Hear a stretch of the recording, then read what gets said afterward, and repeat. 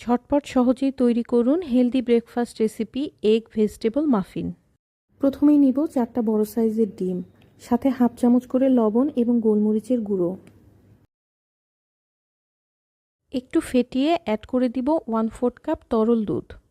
প্যানে 1 চা চামচ বাটার গরম করে নিয়ে নিলাম 2 টেবিল চামচ করে পেঁয়াজ, কর্ন, গাজর এবং সসেজ কুচি।